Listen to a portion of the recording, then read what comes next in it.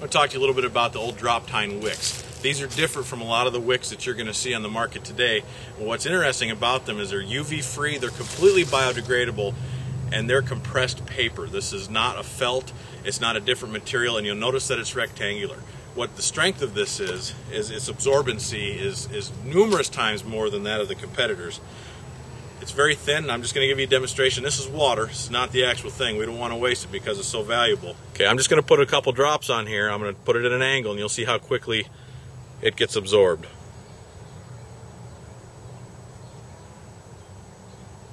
It's hard to argue that. That was 6 or 7 drips,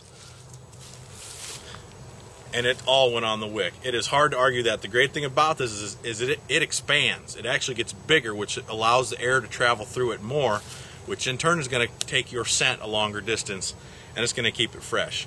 Another tip with wicks here is once it's been used with the door-to-door or the rival stud scent, don't use it again. This stuff is collected fresh because it's meant to be realistic, and the minute that it hits oxygen, light, or warmth, it begins to break down. Once it's been used, it has then been contaminated. Don't re-dip it in if you choose to use a different kind of, like a key wick or something like that. Don't put it back in there. Take that wick and throw it away. Use a fresh wick each time. That's going to keep your scent fresh. It's going to keep the most realistic scent out there for the deer to smell. We talked about the shoulders of this. This is a different shape than most wicks you'll see on the market.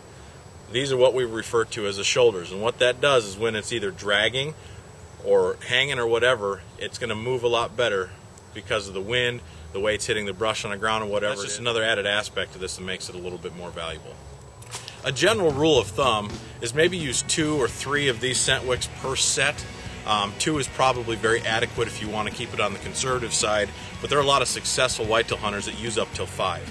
And basically what that does is that just creates the smell of active deer, and you've probably walked into a fresh scrape, some areas where there's been a hot doe and a lot of bucks in the area, and it just smells. So you can overdo it if you use way too much. Maybe a whole bottle is going to be a little bit much for one set, but don't be afraid to set out 5 or 6 of these things in a particular area, and you will have a better opportunity of drawing those deer in closer for that right shot.